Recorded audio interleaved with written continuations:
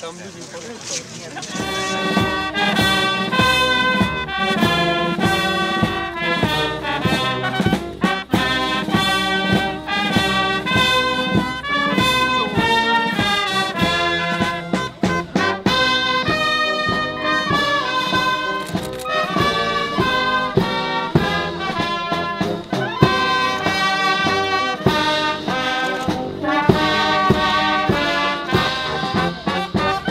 Немножко был, но это просто привычный, потому что я пришла с должности командира эскадрильи штурмовой.